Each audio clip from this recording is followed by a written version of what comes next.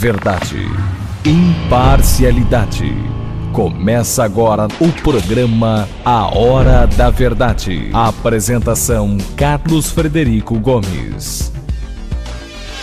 Olá, amigo assinante, estamos iniciando mais um programa A Hora da Verdade, na sua TV+, canal 15 da Multiplay, na sua Litoral TV, canal 5 da NET. Olha, o governo Bolsonaro não começou a desarmar as bombas. Ele está só no processo de preparação para enfrentar os desarmes. E já está se complicando. A formação do governo, que antes era dito uma coisa fácil, né? E não teria interferência política, que está se tornando uma grande confusão. Se está priorizando deputados, e mesmo assim os deputados estão insatisfeitos. O governo não assumiu, mas já criou uma crise enorme para a população que precisa de atendimento médico. E o governo não começou a desarmar a bomba. Ainda inicia esse estágio a partir do dia 1º. Logo no dia 2 já tem problema em relação ao preço do óleo diesel. E eu fico pensando quanto o povo brasileiro aguenta de decepção. Uma decepção que já se inicia agora é a formação do governo Bolsonaro. Essa formação está longe do que foi prometido. E eu comentei aqui várias vezes no programa da Verdade que era difícil ser feito, porque você não faz governo sem parlamento, né? Mas ele insistia em alto e bom som que não ia fazer o toma lá da cá, que o ministro dele ia escolher. E os 3 deputados que estão aí, inclusive começando pelo próprio Onyx Lorenzoni, todos 3 vêm da velha política, fazem a velha política, estão envolvidos na velha política. Inclusive, tem denúncias, né, contra todos os 3 do DEM, todos os 3 denunciados. A ministra da Agricultura tem denúncia, no tempo que era secretária de Agricultura, tem denúncia também de recebimento de doação. Esse novo da saúde foi um grande equívoco, né? Além de ser um cara denunciado, ainda uma pessoa sem força política, mas interessava ao senhor Onyx Lorenzoni. Além disso, criou um problema para a bancada do PSL, que acha o DEM supervalorizado. E o interesse é tirar qualquer possibilidade do presidente da Câmara ser o senhor Rodrigo Maia, presidente do DEM, que é desafeto do senhor Onyx Lorenzoni. Está aí a mesma coisa de sempre. A questão é política, os interesses políticos, força política, discussão política, briga por poder, briga pela presidência da Câmara, briga por interesse mesquinho, nada do altruísmo, nada do Brasil acima de tudo, que foi prometido na eleição do Bolsonaro. Infelizmente, vinha tão bem, né? Vinha muito bem até o Moro, né? Depois do Moro, tudo desandou, né?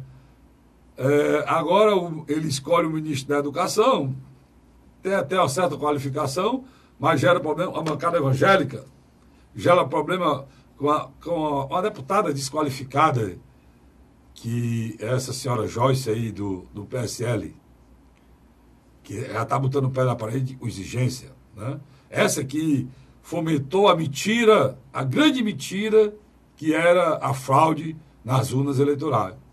Em cima dessa fraude de dizer que as urnas eram fraudulentas, ela foi eleita deputada federal, uma das mais bem votadas de São Paulo. Você vê como é que são as coisas nesse país. Fraude essa que o presidente eleito teve que pedir desculpa. A Rosa Weber, de forma descarada, pedir desculpa, porque a Rosa Weber realmente passou por grandes decepções. Ela comandando o processo eleitoral e o candidato a presidente que liderava o processo dizendo que as urnas não eram confiáveis, que a justiça eleitoral não era confiável, ou seja, dizendo que a presidente Rosa Weber não era confiável. Mas teve que ir lá e pedir desculpa. Então a gente, infelizmente, não esperava ter decepção tão cedo. Eu mesmo não esperava ter decepção tão cedo. Espero que eles consigam contornar. Espero que assuma a direção da para que ela entre no mar mais equilibrada do que ela está. Porque é o que eu torço, é o que todo cidadão de bem torce, porque todos nós estamos dentro dessa nau, dentro desse barco, que não pode afundar. Eles não têm mais o direito de errar. Agora, deveriam pensar, a partir de hoje, no que irão prometer. Porque o Bolsonaro já está fazendo chacota, e mesmo na internet, que é o cara que vai desistir do que pensou e pensar e desistir do que falou que tinha pensado. Né? Esse tipo de decisão em quem lidera não pode acontecer. Infelizmente, Luiz, está acontecendo muito isso. Né? Eu acho que é inexperiência, não sei, no governo Bolsonaro em relação à escolha de ministro. Eu acho que ele está delegando quadros, demais, né? Não havia quadros. A grande realidade é que não havia quadros técnicos. Ligados a ele. Não tinha. Você tinha um núcleo mais próximo a ele, com algumas pessoas que no decorrer do processo foram se aproximando dele, como o caso específico do Paulo Guedes, e agora nós estamos assistindo a um fenômeno interessante. Sai de cena o MDB, de Renan Calheiros e Eunício de Oliveira, e entre o DEM de ACM Neto. Mas o PMDB está acenando aí para participar do governo, né, Luiz? Mas já mantiveram um ministro da Controladoria do governo da AGU. Na realidade, mantiveram outras pessoas, mas na área econômica, a gente não discute, porque na área econômica é uma coisa muito técnica e não é indicação política, né? Inclusive, o seu cunhado foi mantido lá. O Monsenhor de Almeida, como lá na Secretaria do Tesouro Nacional. Então, o que eu estranho, Luiz, mas estranho mesmo, pessoa experiente como o Bolsonaro, passar a campanha todinha prometendo, cara, que ia fazer aquela escolha. Quantas vezes eu disse aqui, não tem como fazer. Não tem como fazer. E pior, agora estão fazendo, porque ele poderia fazer uma escolha política, mas de pessoa de renome, reconhecidamente de renome a nível nacional, para assumir a pasta como saúde e educação. Será que não dava para fazer o mesmo isso, não, cara? Você botar, o que me decepciona é você botar a saúde, né, que é uma coisa que atinge a todos nós, Luiz, dentro desse processo de desidratação do Estado. Não, desidratação do senhor Rodrigo Maia, que o Onix não quer que vá de novo para a presidência da Câmara. Ou você não concorda? Não, a sua tese é coerente. A grande verdade é que, de alguma maneira, o presidente eleito Jair Messias Bolsonaro deixa bem claro, ele vai construir um centrão para chamar de seu. Ele vai usar como nave-mãe o democrata. Mas o PSL já tem muito. A maior bancada do PSL já tem muita gente do PSL já gritando, né, Luiz? Vamos com calma. Para uma grande parte do eleitor que nós estamos aqui agora dialogando, Bolsonaro é 17. Mas 17 é o Partido Social Liberal, que até um ano atrás só tinha 7 deputados federais. E agora pode terminar o ano com 62 federais. O Luiz, você não entendeu, o Luiz está falando aí porque... Para ele ser candidato, ele precisava de um partido. Mas o Luiz está falando, na realidade tem 51, pode chegar a 62, porque a nova lei da reforma política. A nova lei que foi feita no ano passado em relação... A cláusula de barreira. A cláusula de barreira, ela permite aos deputados que os partidos que não atingiram essa cláusula, que não conseguiram atingir o fundo partidário e o tempo de televisão, ela permite que eles migrem de partido sem nenhum tipo de retaliação. Então, todo mundo está julgando que a maioria desses deputados irão para o PSL e vai chegar a 62, Luiz? Já tem 62. Esse é o cálculo. Já está certo, 62. Já está certo, 62. Então, quando você coloca essas pontuações, eu concordo com todas elas. Eu acho que o Jair Messias Bolsonaro, de alguma maneira, encarnou o discurso do novo, mas está trazendo para o cerne do seu governo figuras que, teoricamente, a população não queria que voltasse. E já tem um desgaste, Luiz? Sim, isso causa um desgaste. Já tem um desgaste. O eleitor do Bolsonaro é muito exigente. Ele é radical. É radical. E ele votou contra tudo isso. E ele está vendo se repetir. E ele hoje começa a ser motivo de chacota nas redes sociais. Que era a área que eles dominavam. Isso também é outro ponto que eu concordo com você. Ele começa a virar chacota, o cara do PT dizendo, mas cadê? Tem um cara aí, esse cara não é denunciado não sei o que, começou, né?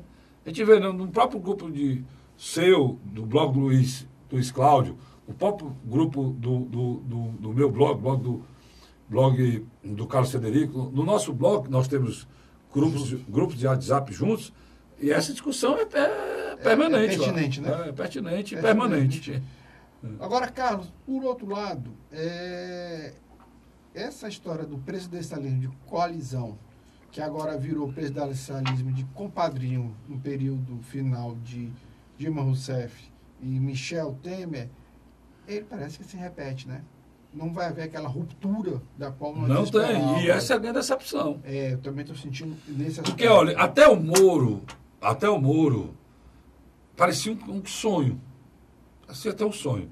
Por exemplo, vamos tirar a saúde, a educação, a agricultura, retira, pronto. Retira isso aí. Aí, lembre-se qual é a decisão do Moro. Moro juiz, o Moro controlando o COAF, Moro controlando a Secretaria de Segurança Pública. Se Deus quiser, ele vai enfrentar o crime organizado e a gente, no futuro bem próximo, em 4, 5 anos, a gente vai voltar a ter paz no nosso país, né? E ter um país mais respeitoso e seguro, não ser motivo de medo. O Brasil hoje não é uma das maiores potências de turismo do mundo, porque as pessoas têm medo de vir para cá. Isso é um fato, macho. Isso é um fato. A violência é exacerbada no Brasil. Então, aí o Moro, sozinho, sem pitaco de ninguém, escolhe o diretor da Polícia Federal. Porque ele escolheu o cara lá do estado dele. É o diretor da Polícia Federal do Paraná. Virou diretor da Polícia Federal no Brasil inteiro, sem pitaco de ninguém. Então, até aí, estava tudo perfeito, né, Luiz? Mas a velha política entrou, acochou os parafusos, está moldando, e tudo está voltando a ser como antes na casa na grande realidade de Abrantes. É uma frase antiga, lá portuguesa, que na época, acho que foi da Guerra dos Cravos, quando ele mandaram o emissário para ver como é que estava lá, como é que estava a guerra, tinha mudado alguma coisa, e o cara voltou com essa frase: está tudo como dantes na casa de Abrantes. Então, o Brasil continua tudo como dantes na casa de Abrantes, mudou nada, não está mudando nada. A velha política está presente aí nos arranjos, nos arremedos dessas escolhas ministeriais, Luiz. Agora, é indiscutível que o democrata, como seu antecessor, o PFL, e o antecessor do PFL, PDS, a Arena, tem uma vocação para o poder, né? Mas vamos fazer justiça. Eles estiveram fora agora no governo petista. Sem dúvida, mas eles são 14 anos de governo fora. Mas eles têm vocação para o poder no sentido de que ficou claro que, na ausência de quadros técnicos para administrar, o Bolsonaro, através do seu futuro ministro da Casa Civil, recrutou de uma maneira que, na minha avaliação, não usaram critérios como, por exemplo, processos. Esse que vai vir da saúde não dá. Escolha infeliz. Escolha infeliz. Por quê? Porque, Carlos, tu está insistindo tanto na história da saúde e o Luiz concorda contigo. Eu pensava até que o Luiz ia discordar tudo que eu estava dizendo hoje aqui. Mas você sabe por que é que ele concorda, que eu concordo? Porque a gente sabe que essa eleição foi diferente, cara. Que o eleitor não aceita mais esse tipo de coisa. As pessoas têm opinião crítica. E o Bolsonaro só virou presidente por conta dessa opinião crítica que o Luiz falou. Senso crítico. Se não fosse esse senso crítico que impera hoje na sociedade. Impera e se externou de forma muito, muito limpa, muito clara nas redes sociais e que levou o Bolsonaro à presidência da República, se não fosse isso, ele não tem nada. O feedback dele com a população é esse, porque ele não tem estrutura política. É aquele cara, é o Colo, macho. Infelizmente é o Colo. O Colo foi eleito com uma mensagem que era o caçador de Marajá. A partir do momento que essa mensagem foi desmistificada, ruiu, que era mentirosa, toda a liderança do Colo desapareceu. É verdade. O Bolsonaro corre esse risco, porque ele não tem liderança como o Ciro Gomes tem. Ele não tem liderança como o Lula tinha. Que diabo é isso, Cacete? É de base, cara. De partidária. De anos e anos de luta, o PSL, de liderança. Ele não tem. Ele não tem. O Partido Social Liberal é uma torre O de que Babel. ele tem é a classe média brasileira toda com ele, Bolsonaro. E se ele continuar trazendo de volta tudo que ele e que essa classe média condenou, ele vai perder isso rápido, Luiz. É um passo de mágica. Vamos só botar aqui um pouco dessa sua contextualização no estado do Ceará. 3 parlamentares especificamente. Heitor Freire, deputado federal eleito pelo PSL, o senador do PROS, Luiz Eduardo Girão, e Capitão Wagner, que é deputado estadual e agora vai se tornar deputado federal. Quando os 3 são questionados pela imprensa, quando se pergunta políticas básicas que o governo vai implantar, eles se perdem.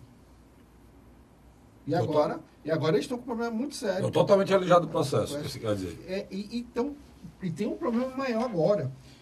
Como é que eles que defendem a bandeira da moralidade vão ter que conviver com ministros com processo? É o outro problema. Sabe? E outro problema é a bancada do PSL, porque na realidade, eu vou até me antecipar o arranjo deles. Vamos botar os 3 ministros do DEM, eles vão dar a presidência da casa a um deputado do PSL. Mas não tem. O quê? Assim, com exceção do atual presidente do Partido Social Liberal, que tem uma certa... O presidente não é deputado, mas o atual presidente... Não, o Beberiano saiu. O atual presidente retornou, o antigo presidente retornou. Porque o Beberiano agora vai ser secretário de governo. E eu acho que não tem nem dimensão para isso. Eu concordo com você. Ele não tem para ser secretário... É da presidência, né? Da presidência. Secretário-geral da presidência. É de porta do presidente. É no quarto andar ali. É no quarto andar ali. Secretário-geral da presidência. O terceiro andar é só o gabinete do presidente, no quarto andar já é colado. Quer dizer, ele não tem know-how para isso, não. Mas vamos lá. Alguém nem pensar, né, cara? Se vocês são loucos de pensar que vai botar o filho dele para ser presidente da Câmara, só se for. Não pode. Só se for louco. Não, poder pode, mas só se for louco, né? Pensar um negócio desse, né? Eu já soube hoje, Luiz, que o filho dele mais novo, Carlos Bolsonaro, tá querendo assumir lá a SECOM, cara. Não, isso é um absurdo, né? Quer dizer, é também uma falta de bom senso o cara ver essa situação do pai e irresponsavelmente vai no Twitter e passa uma mensagem e é desmentido logo depois. Pois é. Inclusive, quem disse isso foi o Bibiano. Falou que a SECOM ficaria lá na Secretaria-Geral da Presidência e que o nome correto era Carlos Bolsonaro. Voltando ao que eu queria dizer. O Partido Social Liberal já tem uma certa história. Sempre foi um partido pequeno, sem muita perspectiva. Fez um rearranjo há 2 anos atrás com um movimento chamado Livre, que é muito parecido com esse movimento do Novo, do Amoedo. Mas, na véspera de Bolsonaro precisar de um partido, ele deixou o PEN, que se tornou patriota, e foi para esse PSL. Nisso, ele negociou com o Luciano Bivar, que é deputado federal há muitos mandatos em Pernambuco e conseguiu retornar agora de novo. Era um aliado histórico de Eduardo Campos. Então, o que acontece? O presidente que o substituiu durante o período eleitoral é esse que nós conversamos, que agora vai se tornar literalmente um homem que tem acesso à agenda de quem o Bolsonaro vai receber. Então, se o PSL lançar um candidato presidente da Câmara, não resta dúvida, o único que tem experiência é Luciano Bivar, porque os outros são marinheiros de primeira viagem, cara. Desses 52 eleitos, praticamente você tem 3 ou 4 com alguma experiência, o restante é neófito. E uma brincadeira, né? E uma bancada insatisfeita, né, Luiz? Eu estou muito preocupado. Eu já tinha falado com você aqui. Você se lembra do velho Juraci Magalhães? Lembro demais. Juraci Magalhães, quando se pergunta, Juraci, qual é o problema na Câmara Municipal? Ele disse, quando era criança, ele dizia que não levava comida aos porcos. O problema, às vezes, que ele notava, não eram os porcos gordos. Eram os porcos magros que chegavam e esses tinham muita fome. mais que ele jogasse comida dentro, eles queriam sempre mais. Uma comparação bem feita, né, Luiz? Essa daí acabou com os políticos, turma. Dizer... Ei, perdoa o rapaz aqui, o doutor Joaci disse isso, não. Acabou. Não, o Joaci contava essa derrota. Chamou o senador tudo de pouco. E ele dizia que o maior problema era os bacurizinhos pequenos, que não conseguiam alcançar, gritavam. É o que gritava mais. Gritava mais. Diz um amigo meu que numa carrada de bacurim, os que gritam é que estão embaixo. Pronto. Então, eu acho que essa revolta do Partido Social Liberal entre os parlamentares, tanto senadores como deputados, é revolta de presidiário. É só por condições melhores na cela, porque eles estão presos ao governo. Você hoje está cáustico, meu irmão. Hoje eu estou azedo. Tá azedo. Chamou agora a bancada do PCL de presidiário. Qual são do PCC? Ave Maria. Vamos lá. Vamos atrás do leite dos bichinhos aqui. Deixa eu dar uma paradinha aqui para trás do leite dos bichinhos. E eu volto já com o programa da... Sai da não, que o Lourosto resolveu pegar pesado a classe política, viu? Tu estranho não, às vezes dá esse problema nele aqui. Eu não sei se é tensão. Pode ser tensão. Eu volto já. A Hora da Verdade.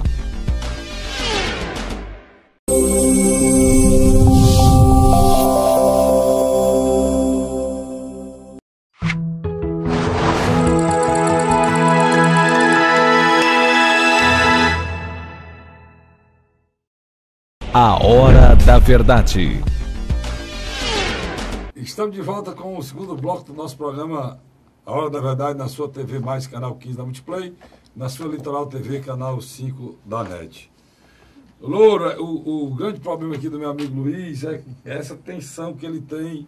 Mas vai dar certo isso, vai dar certo. Vai dar certo. Deixa eu dizer uma coisa para você aqui, meu jovem. Olha, um homem desse aqui, com a camisa dessa, em qualquer R$300, ele anda em qualquer festa. Não, a camisa dessa. Em qualquer show de Fortaleza bom. Em qualquer dinheiro para pagar. A camisa bonita dessa aqui, ó. Camisa dessa daí. Camisa dessa daí é do preço daquele blazer do que é comprar paulista, né? Aquele preço. Meu amigo Vicente. Vicente quer vender? Meu amigo Vicente. Camisa dessa daí, Vicente, eu vou dizer. Não é qualquer um, não. Não é qualquer um, não. Mas é assim mesmo. Essas coisas são baratas em Brasília, né, já? Então, nós. Meu Jeff, me diga uma coisa. Essa nova reestruturação da República, ela já começa a fazer água, como você bem colocou nos seus 2 últimos programas que eu assisti, especificamente o de hoje, quinta-feira, pela AM Cidade, no horário de 9 a 10 horas da manhã. Quando você deixar uma coisa bem clara, Bolsonaro precisa prestar atenção que ele conseguiu reproduzir as vozes silenciosas das ruas através das redes sociais e que ele não esqueça quem o colocou lá.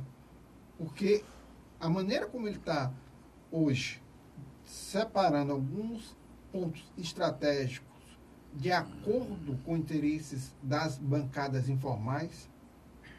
O que são as bancadas informais, né, Carlos Frederico? É o agronegócio. Pronto, deixa eu te dizer aqui. Por exemplo, esse deputado agora do DEM, que foi indicado para o Ministério da Saúde, ele é da bancada da saúde, dos hospitais. Só que ele é o cara que coordena a bancada da Santa Casa, do hospital. É ele. Entendeu? Então, aquilo é um lobby, bicho. Mas ele não fala lobby positivo. Mas ele atendeu um lobby. Ele está atendendo o que sempre todo presidente atendeu, corporativismo. O lobby, ele pode até ser positivo, mas esse caso aí... Deixa eu passar uma coisa aqui importante. Esse governo tem 3 eixos. Se eu estiver errado, me corrija. E tem 3 comandos desses eixos. O econômico, que é feito pelo Paulo Guedes. Esse está literalmente, tá brindado. O político, que é feito... Vamos já ver as contradições dele aqui, já. O político, que é feito pelo Horizonte, é o pior de todos, que está agora. E o jurídico, que é o do Moro, que é o melhor que tem agora. E eu vou botar mais um eixo, o 4º, que é o militar, né? Que aí você vê vice-presidente da República, Ministério da Defesa, as Forças Armadas e provavelmente alguns outros ministérios que provavelmente com maior exposição e força no 2º e 3º escalão. Pronto, então vamos aqui. Esse do Exército é tranquilo, que ele já tem uma certa expertise, e os melhores generais estão colocados nesse processo. Inclusive o novo da Defesa, que é um nome espetacular, um cara altamente democrático, né? Apesar de ser general 4 estrelas da reserva, é altamente democrático, é como se fosse um ministro civil, né? Todo mundo gosta dele, tem texto livre, muito bom. General Heleno. Não, o Heleno é o da informação, é o do Chester, muito bom também. Agora, é o Felipe Azevedo, né? Felipe Azevedo. É, o da Defesa. Escolheu hoje os outros três comandantes da Aeronáutica, da Marinha e do Exército também, muito bom, sem problema nenhum, tudo aceito. Aqui tá mil maravilhas isso aqui. Pronto. Tranquilo, tá? Tranquilo. Você vai para o Moro escolheu o melhor delegado que podia ter para ser comandante da Polícia Federal, escolheu uma mulher especialista em desmontar crime organizado ou corruptor que usar lavagem de dinheiro. Ela é especialista, inclusive, com um doutorado fora do país e tudo, assumiu essa parte da Polícia Federal, é fundamental para desmantelar o crime organizado. Perfeito. Mas quando você chega na área econômica, você tem contradições, mas a maior contradição da área econômica é o liberalismo exacerbado do Paulo Guedes, que bate de frente, que eu vou discutir agora isso com o Luiz, bate de frente mesmo, com os milicos. O nacionalismo, o nacionalismo dos militares. No mundo todo, Luiz, não é no Brasil, no mundo todo, você não conhece um militar que não seja nacionalista. A formação dele, a natureza da natureza dele, amar o país dele e ser nacionalista. Mas, quando a gente fala, você falou milico, eu vou lembrar do presidente. O presidente é um militar, pô. O presidente é um militar, na reserva é um militar. E o vice é um outro militar. Como é que o Paulo Guedes conduz está formando o governo mais neoliberal da história desse país, da história. O Fernando Henrique e o governo Fernando Henrique, na frente do governo Bolsonaro, vai virar nacionalista, mano. Tanto ele como o Michel Temer. A ponte, que é a ponte do desenvolvimento e acusado de ser neoliberal, ela está virando nacionalista em cima do que o Paulo Guedes está montando. Até mesmo os órgãos de imprensa estão achando exagerado. O que o Carlos Frederico quer reproduzir aqui, de uma maneira simbólica, é o seguinte. Você tem, na área econômica, uma mentalidade de Estado mínimo. Mínimo do mínimo. Estado mínimo. E você tem, do outro lado, um núcleo de militares que tem uma visão da necessidade de reestruturação do Estado para que ele possa servir o cidadão, defender o mesmo e, mais do que nunca, reestruturar as Forças Armadas. Que também é um fato que está passando despercebido. Por falar em Forças Armadas, como a Forças Armadas vai encarar você dizer e vai vender a Petrobras, como o Castelo Branco, o novo presidente da Petrobras, já falou que vender a parte da distribuição da Petrobras? Como as Forças Armadas encara a Eletrobras ter 9 bilhões de lucro e você dizer que vai continuar levando amargura ao povo brasileiro de pagar R$80 no bujão de gás? Isso aí é uma coisa muito séria, Luiz. É preciso, aí eu concordo com você. Existem duas fases na industrialização do Brasil. Uma iniciada com Getúlio Vargas, trouxe a siderúrgica, criou as bases, e outra, pela ironia do destino, os 5 governos militares do Brasil foram os mais estatizantes. Foi um milagre econômico. Foram os mais estatizantes e criaram muito... Fizeram um milagre econômico. O Brasil se desenvolveu e todo o parque industrial brasileiro deve-se a eles. É importante dizer isso. Foi estatal. Foi financiamento estatal. E hoje o Brasil tem um parque industrial respeitado lá fora, uma economia, apesar que nos últimos 20 anos o PT deu uma pancada violenta na indústria brasileira. Mas dizem que os economistas estão vivendo um processo de desindustrialização, mas nós ainda temos um parque industrial maior da América Latina. Mas nós temos um mercado interno invejável. Nosso mercado interno de consumidores, o Carlos Frederico. E hoje o Brasil vende muito para a América Latina. A América Latina hoje, o pessoal pensa que pelo besteira fala China, Estados Unidos, mas a América Latina hoje é quem compra o que a gente tem de melhor para vender. Nossos carros, nossas peças. E as commodities estão aqui. Mas o que a gente vende mais qualificado, o que a gente vende com mais valor agregado, é vendido na América Latina. Os carros da gente a gente vende para a Argentina, a gente vende para o Chile. A gente não vende carro para os Estados Unidos nem para a China, não. Outra coisa que no seu programa da última quinta-feira eu assisti, você chamou a atenção, o Bolsonaro precisa dar atenção aos governadores do Nordeste. Esses dois encontros que houve o desencontro entre os mesmos, isso não pode acontecer. Por exemplo, agora mesmo vai ter a reunião, mas não vai ter a participação do presidente. Vai ter a participação do Moro. Quer dizer, que eu acho temeroso isso, eu acho temeroso. Eu acho que o Bolsonaro precisa sinalizar para o eleitor nordestino de que a região dele não vai ser discriminada. Isso é outra coisa que precisa ser reiterada, viu, Luiz? O Pacto Federativo, o respeito à República. Esse negócio de ser republicano, falar republicano é quando você dá o que dá a César o que é de César, sem achar que está fazendo alguma coisa. Essa história de dizer eu libero isso, eu libero aquilo outro, e não sei o quê, porque eu sou vontade bom, meu irmão. É sua obrigação. O presidente liberar recursos para o estado do Ceará. Não é porque ele é bom para o estado do Ceará, não. Não, porque eu liberei recursos para o estado do Ceará, porque o governador é meu adversário. Não tem nada a ver. A não ser que você encara o povo do Ceará como seu adversário. Você vai encarar o povo do Ceará como seu adversário? Porque no momento que você não libera recursos para o governo que o povo do Ceará escolheu para governá-lo, você está sendo contra o povo cearense. E isso, Luiz, é preciso que a gente fale muito, cara. Muito. A discussão na Assembleia essa semana enorme, por conta do que o senador Eunício libera isso, libera aquilo outro. Da hora a pouco chegou lá, o senador Eunício não liberou o empréstimo, barrou o empréstimo que viria para a prefeitura, 150 milhões aí, para melhorar a balneabilidade, saiu, mas não saiu. A balneabilidade aqui da nossa Orla Marítima, tudo bem. Agora, o dinheiro de quem é, cara? O dinheiro é do banco, macho. Empréstimo internacional. Quem vai pagar esse empréstimo é o povo de Fortaleza. Já fica falando... Como esse dinheiro seria pago? Através de uma requalificação da Orla Marítima, para a gente atrair cada vez mais turistas e produzir mais emprego. Pois e o projeto é elogiado pelo Banco Mundial, a qualidade do projeto foi feita pelo prefeito Roberto Cláudio, ele é bom mesmo nisso. Vamos dar a César que é de César a Deus, ele é bom mesmo nisso. E fez um trabalho belíssimo. E aí estava tudo pronto, aí o projeto que estava lá na Assembleia, ou lá no Senado, voltou. Para estaca zero. Voltou para a presidência. Ninguém entendeu ainda por que foi isso aí. Aí fica o Daniel Oliveira, vai para a televisão e diz que o presidente Eunício liberou 1,7 bilhão para o metrô de Fortaleza. Cara, quem ouve isso aí pensa que o dinheiro é do senador Eunício e que ele é que vai explorar o metrô e vai cobrar passagem.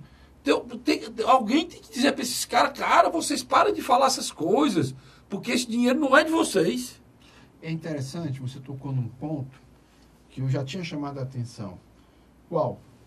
O próprio Eunício de Oliveira, nesses 8 anos... Só fala nisso. Não, que ele vai encerrar o mandato dele de senador, no cargo mais importante depois da presidência da República, ele não conseguiu passar para a população cearense o lado positivo do trabalho dele. Por quê? Que a maneira como ele coloca é que se fosse ele que estava dando ao Estado. Pois é. Não que o Estado tivesse direito àquele recurso. Isso é uma questão de fala. O recurso está aqui, o município e o Estado estão aqui.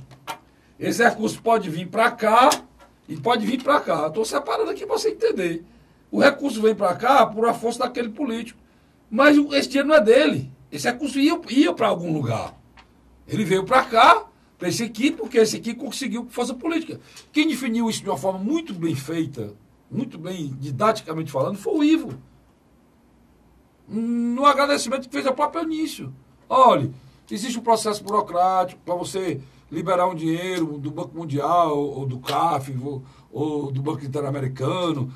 É um processo muito burocrático, demora tanto ser outro, tanto ser outro. O senador disse que me ajudou a essa parcela, e nós juntos, ele com o seu trabalho, com a sua dedicação, conseguiu que a gente chegasse mais rápido a receber esse recurso para Sobral. Essa é a maneira didática, correta de se falar de liberação de recursos, cara. Séria. Parem com isso, olha, o Eunício está pagando um preço de ter dito que liberava tudo. Agora não liberou, estou dizendo o quê? Que ele barrou. Interessante isso. Uma pontuação que eu acho que o atrapalhou. Se ele não tivesse o tempo todo falando que era o liberador geral da União, o cara que liberou mais recursos da história do Ceará, como tem gente dizendo aí, nos últimos 100 anos foi que liberou recursos, e sem dizer, esse recurso é dele não, esse aqui ele não é o dele. Cara, como é que o cara é presidente do Senado, encaminha o processo, todos os senadores votam, e só quem liberou foi ele?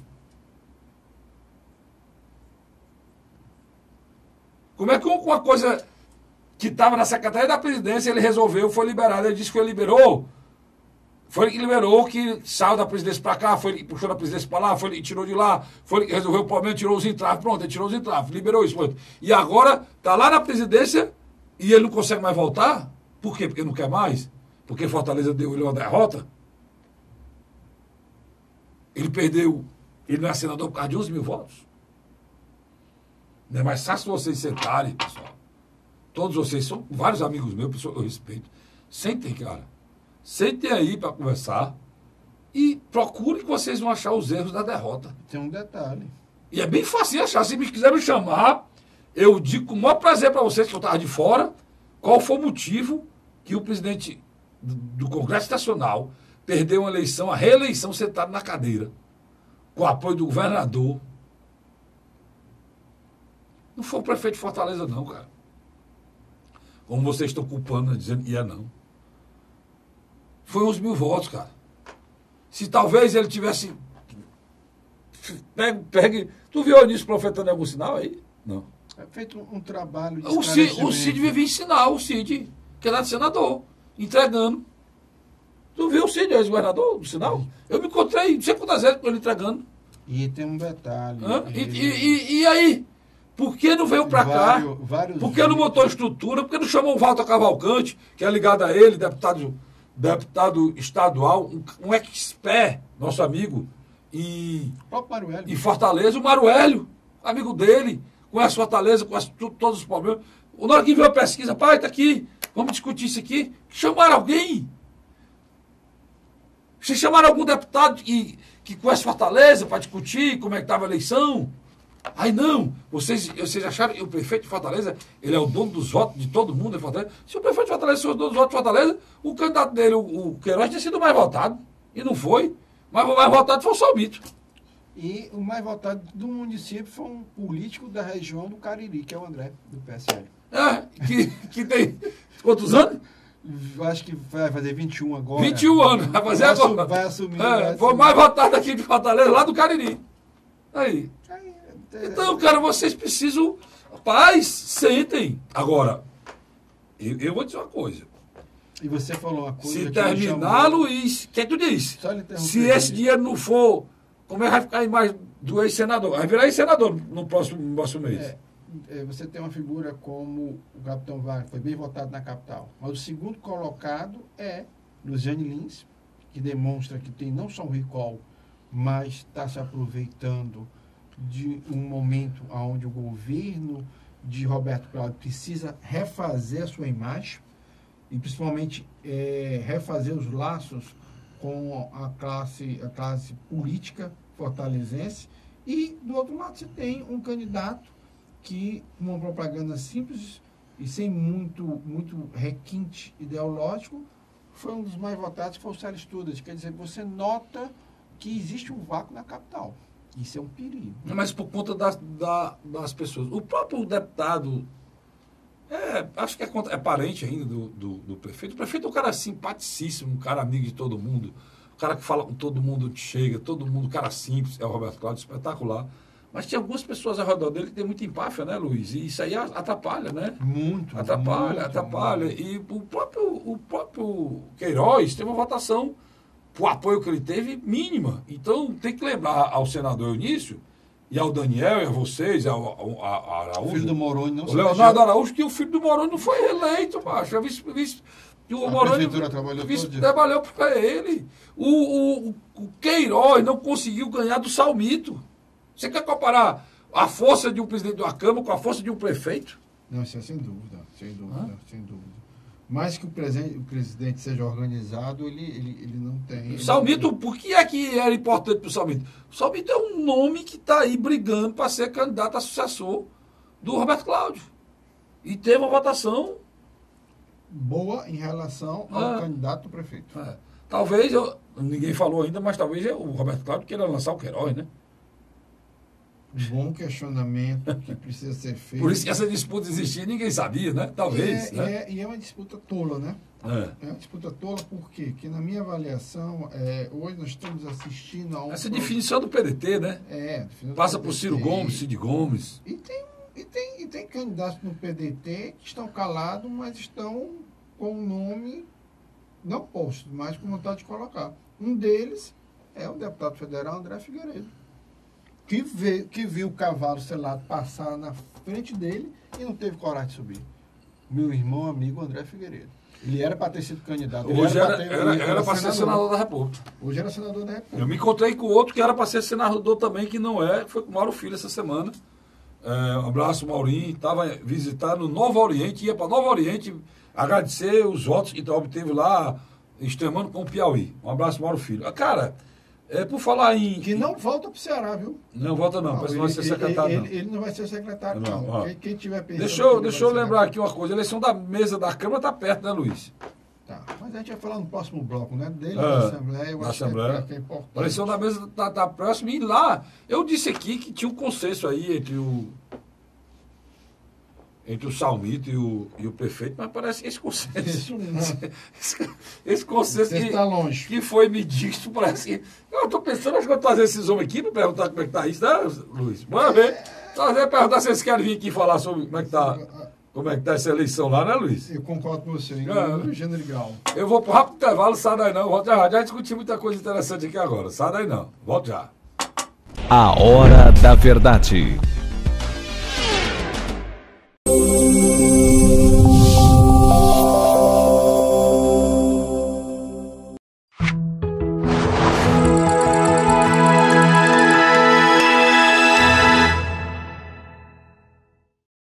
A Hora da Verdade. Estamos de volta com o terceiro e último bloco do seu programa, do meu programa, do nosso programa, né, Luiz? A Hora da Verdade. A Hora da Verdade, na sua TV Mais, canal 15 da Multiplay, e na sua Litoral TV, canal 5 na NET. E quando a gente faz um programa com a irmã nossa, que pela ordem que você troca o início. Mas isso aí. Você lembra daqui, aí... Trabalha muito, aí é assim mesmo.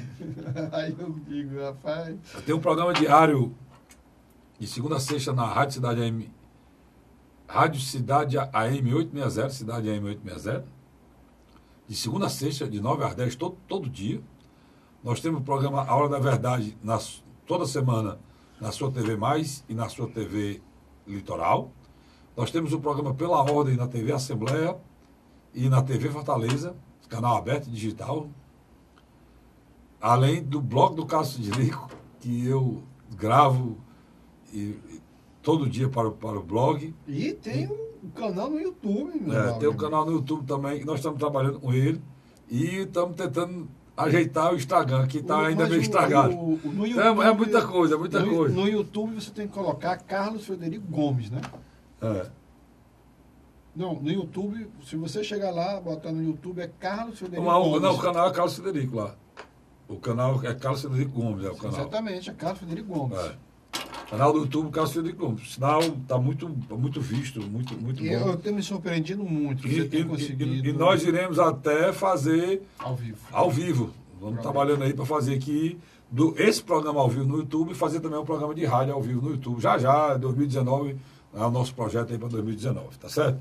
O Luiz me deu um negócio aqui interessante. Os fortalezenses foram candidatos a deputados aqui e tiveram votações espetaculares, né? Alguns foram eleitos, outros não, mas tiveram. Por exemplo, o André Fernandes é de Fortaleza, ele, né, Luiz? E como é que ele está aqui como fortalezense? Não. Esses foram os parlamentares mais votados em Fortaleza. O André Fernandes foi mais votado, tirou 54 mil votos, é do PSL. O Renato Roseno tirou 54 mil votos, um pouquinho menos. Ele tirou 943, o Renato 176. Foi o cidadão de Fortaleza mais votado em Fortaleza. Pronto, foi o Renato Roseno. Não? Um abraço para o meu amigo, grande caráter, um homem de bem, um dos melhores deputados da Assembleia, chama-se Renato Roseno. Se o pessoal não tivesse umas coisas assim, que eu não concordo, deputado Renato, eu estava me ajudando o seu partido. Mas, às vezes eu olho para o Renato, eu acho que o Renato já amadureceu e hoje tem uma visão de mundo bem mais ampla do que o pessoal. Eu acho que ele... Ou o pessoal evoluiu um pouquinho, né? Para caber o tamanho do Renato Roseno hoje. Eu né? concordo com você. Um abraço, Renato. Parabéns pelo trabalho. O Renato é aquele cara que é um copo desse. É transparente, né? É um homem sem mácula, um homem transparente, ele é o que é. O Salmito, presidente da Câmara, tirou 54 mil votos, se credenciou como uma grande liderança da capital cearense, é um dos nomes fortíssimos para ser candidato a prefeito.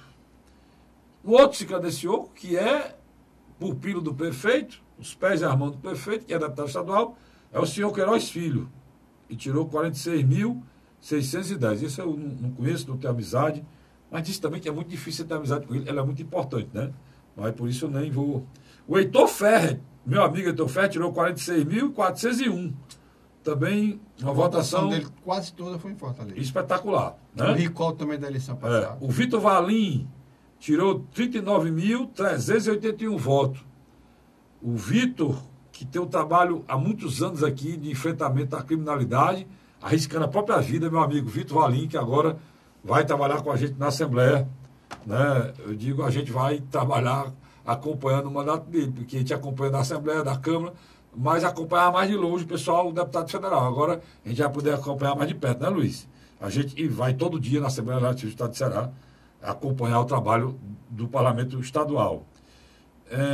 Para mim, os mais conhecidos, o deputado Fernando Hugo, nosso querido amigo da Messejana, tirou 31 mil votos. Davi Duran... Aí, na minha avaliação, foi aonde ele conseguiu retornar a Assembleia Legislativa do Estado de Ceará. Nos bastidores, o Carlinho falava do Fernando Hugo com certo temor de que ele não voltasse. É o decano mais, hoje da casa. É o decano da casa hoje, né? E graças a Deus voltou, é uma pessoa que trabalha demais. O Mano de Freitas foi quase prefeito de Fortaleza. Tirou 28 mil votos. Ele caiu a votação dele. Menos do que Fernando Hugo, menos do que Salmito, menos do que Queiroz, menos do que Heitor Ferrer. Menos do que Renato Roseno. Pois é. A votação espetacular do meu amigo Adael Júnior, que é vereador de Fortaleza, tirou 27 mil votos. Sem ajuda de ninguém, né? Quase 28 mil votos. Quer dizer, é um candidato a vereador e reeleito sem problema. Se ele tivesse num partido médio, ele tinha sido eleito deputado estadual. Quem também tirou uma votação espetacular foi Carlos Matos, cara. 20 mil votos. Não foi eleito, mas tirou uma votação. O Carlos Frederico fez, meu amigo Carlos Matos, uma entrevista no Pela Ordem com Carlos Matos. Carlos Matos é uma pessoa sensata, é um homem sério. E lhe digo uma coisa, não é uma pessoa rancorosa, porque ele tinha todos os motivos para literalmente falar mal da executiva estadual do Partido Social Democrático Brasileiro. Por quê, Carlos Frederico? Aquela candidatura do general Guilherme Teófilo Caldas literalmente matou o partido. Os outros que têm força aqui em Fortaleza, muito força, a Amorim, que é estritamente prefeitura de Calcaia, né? A doutora Silvana, com a força muito grande com o dos evangelhos. Parabéns, doutora Silvana. A doutora Silvana conseguiu uma grande proeza, se elegeu deputada e o marido deputado federal. Isso não é fácil, não é brincadeira, não. A força de uma mulher, uma coragem e determinação de uma mulher que faz com que a gente admire, porque o que ela faz na Assembleia não é fácil, não. A gente acompanha, não é fácil, não. Ela vai ser presidente do PR. Não é fácil, não. Doutor Sarto, solidificando a liderança dele em Fortaleza. Ele sempre tem essa mente. De novo, com quase 20 mil votos, 19.520. O Bruno Gonçalves, do Patriota, que o pai é prefeito aqui. 20 mil, pois é. Eusébio. Eusébio tirou uma votação espetacular, o doutor Bruno Gonçalves. Que a mãe é vereadora. A mãe é vereadora de Fortaleza e aqui mostrou a força de Fortaleza, né? Do Patriota, um abraço, Bruno Gonçalves e o pai dele, grande prefeito, faz uma administração lá no Eusébio espetacular há muito tempo. Só tem uma coisa ruim que essa administração boa, só fica o mesmo, né? Não muda, não. Né? Literalmente, o grupo dele já está e tirou a votação, 14 anos no poder. Outro tirou a votação fora do normal foi o mano Apóstolo Henrique, com 21 mil votos, quase 22 mil votos, Apóstolo Henrique. Muito voto mesmo. Aí dando uma passada aí pelos mais votados aqui em Fortaleza.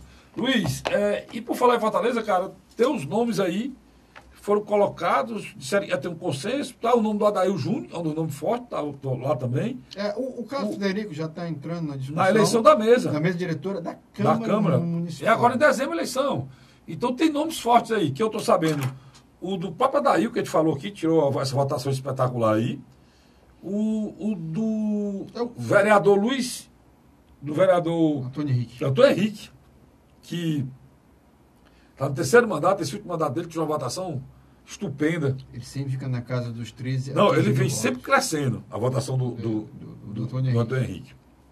Que era secretário e voltou para a Câmara para postular.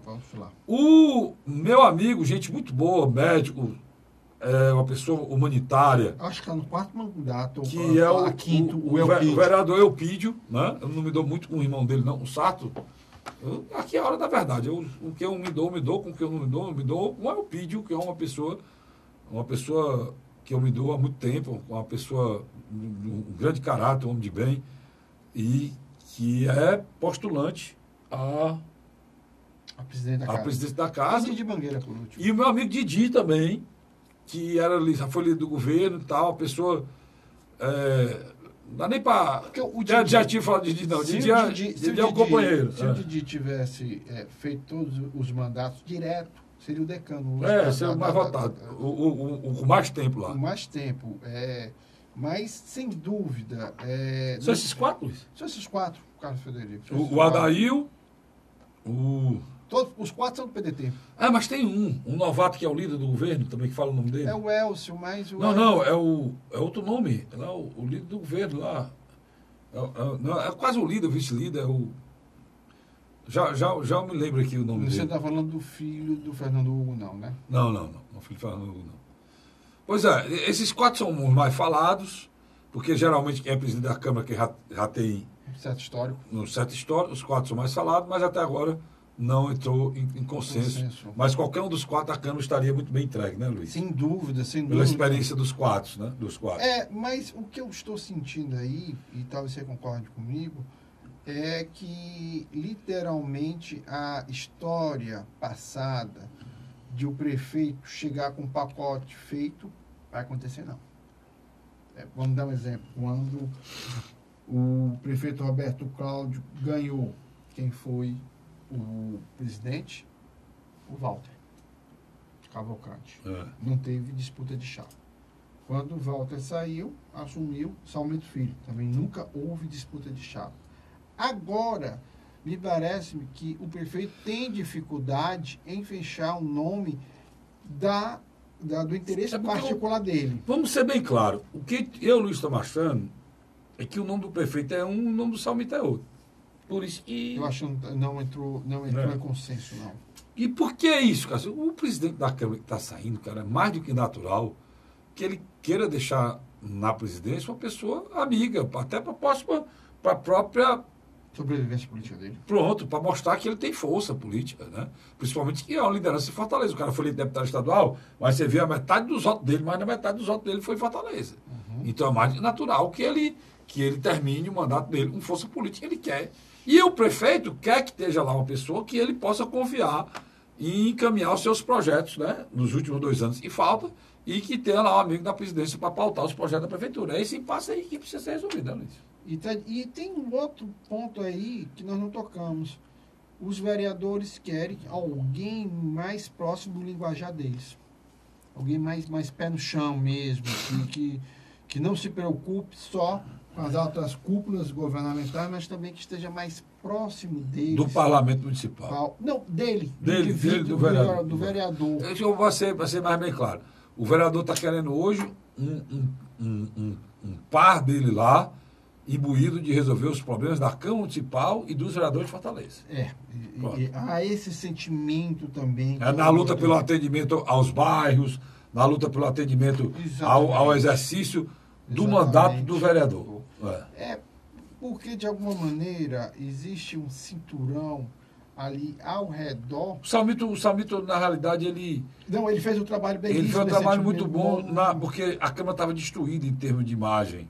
Mas aconteceu ele recuperou a imagem. Mas aconteceu o seguinte, o vereador não chegava no prefeito e o que acontecia? O Salmito chegava no prefeito, ajudava também a levar as demandas desses vereadores. Só que os vereadores agora não querem que isso seja feito pelo futuro presidente. Quer que o presidente apenas organize a ida ao prefeito. Não querem mais conversar hoje com os articuladores políticos da Prefeitura de Fortaleza, que é um ponto em que o prefeito Roberto Cláudio precisa rever.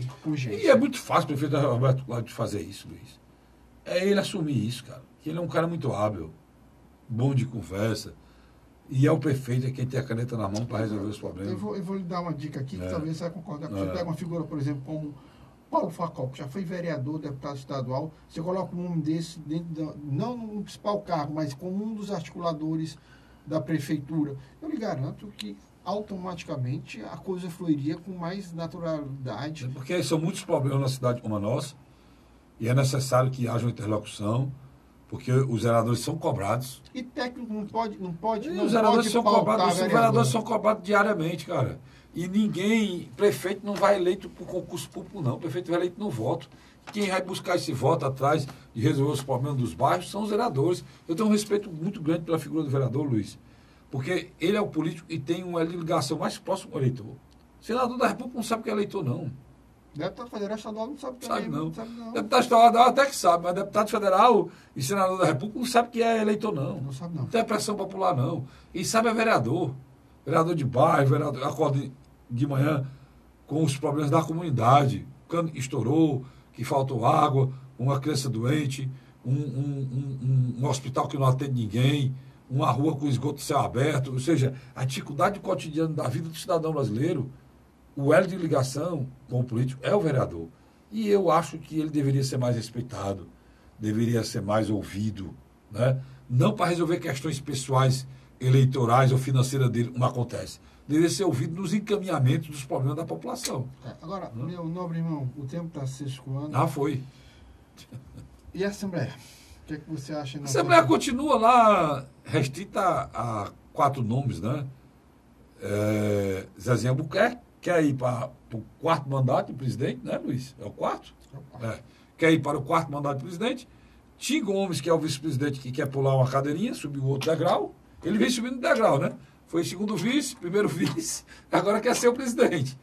E o líder, meu amigo Evandro Leitão, que líder do governo, se qualificou muito na liderança do governo, virou o líder real lá na Assembleia, que quer ser presidente mais do que natural. Carlinhos, como né? E ainda tem o Zé Sarto, né? Que há muito tempo empreender também, que está o nome também colocado lá. São 4 nomes. Né? A visão do telespectador, nos próximos programas, a gente vai mudar um pouco o formato. A gente vai falar da questão nacional e, literalmente, no segundo bloco, sobre a sucessão da mesa diretora da Assembleia e, no terceiro bloco, sobre a sucessão da mesa diretora da Câmara, que eu acho que são assuntos que nas próximas 2, 3 semanas vão literalmente... Difícil eu me lembrar dessa pauta dele aí, mas se eu me lembrar, eu sim. Deixa eu só dizer uma coisa para você aqui. O importante de ressaltar sobre a eleição da mesa, e aí vamos pontuar para a próxima discussão, como o Luiz falou, é que é o seguinte, a eleição da mesa da Assembleia... E da Câmara, e muito futuro da Polícia do Ceará. O governador vai se empenhar nela, porque eu acho que o governador, dos outros 3 mandatos, foi uma escolha pessoal do ex-governador Cid, né? É que o Carlos Federer quer dizer o seguinte... E eu acho que agora, o próprio governador Camilo... pelo tamanho que ele é hoje, né, Luiz? É porque o Cid escolheu como presidente Domingos Filho, 2 mandatos. Isso. Cada mandato de 2 anos, para deixar bem claro. Depois Roberto Cláudio e depois, por último, agora Zezinho Albuquerque. Eu acho que esse novo próximo presidente... E os 2 mandatos do Zezinho foi orientação e pedido do Cid para que continuasse, né? Exatamente. Porque o último, principalmente. O Cid fez mudanças na engenharia política sucessória que atingiram o Zezinho, que era para ter sido candidato a governador e candidato a vice. Nessa última agora.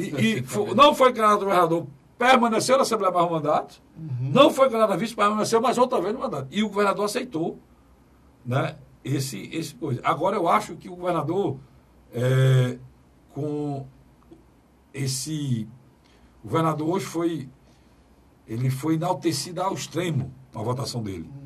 Acho que foi a maior votação do Brasil. Né? É a maior votação do Brasil. A maior votação do Brasil em termos percentuais. Então o governador tem força como um dos maiores líderes do estado do Ceará para querer conduzir o processo sucessório da casa. Uma derrota quase certa de Fernando Haddad em Fortaleza.